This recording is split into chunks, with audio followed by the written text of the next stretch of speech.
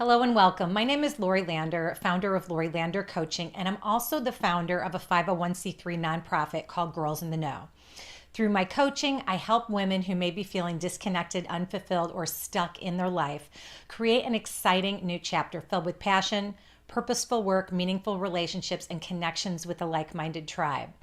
And I also want to mention that if you're wanting to make a change in your life and you're not quite sure how to begin or what your first step should be, click on the link below this video to receive a free and short mini training video that explains the first essential step to making a change in your life. So just make sure and click on the link below to receive this free mini training. You can also go to my website to get the mini training there at lorilandercoaching.com.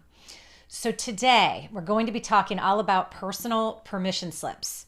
And in this episode, you will learn what a personal permission slip actually is, how a permission slip can be used as a powerful tool, and also how writing my own personal permission slips has really helped me to be kinder to myself. Have you ever written yourself a permission slip? This question may initially lead you to think back to when you were in high school, and I totally get it. A permission slip represents having a person of authority sign off on a document which then gives permission for someone to do something. Like the all too familiar permission slips that parents or trusted adults must sign in order to allow a child to go on a school field trip, or even to give a written permission for a child to go home with a friend after school. So when you were younger, you may have been raised to ask for permission from others before following through. And now that you're an adult, have you ever taken the time to think about what you may want to give yourself permission to do?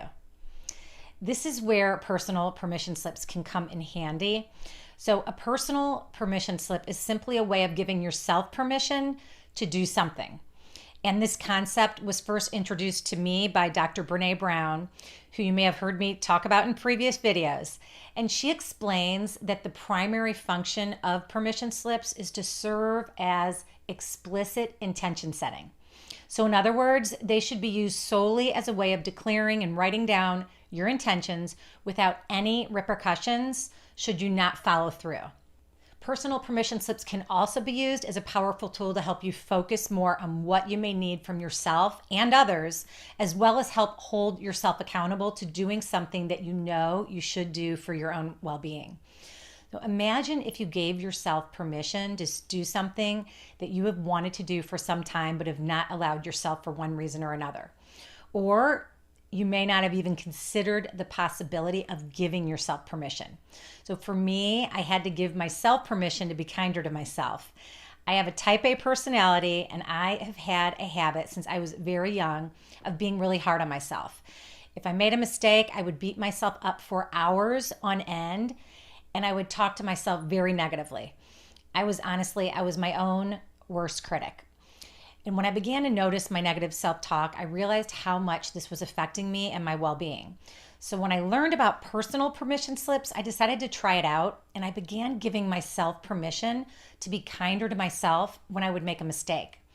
I would actually type notes into my phone as a reminder to practice self-compassion after I would make a mistake. And this simple exercise has helped me tremendously in my life due to the fact that I now set an intention to give myself permission to practice positive self-talk. Once I give myself permission to do this, I'm able to follow through. And I do also want to mention that I have an entire episode where I talk all about how to stop negative self-talk at lorilandercoaching.com/self-talk. And I'll also add the link in the notes section below this video.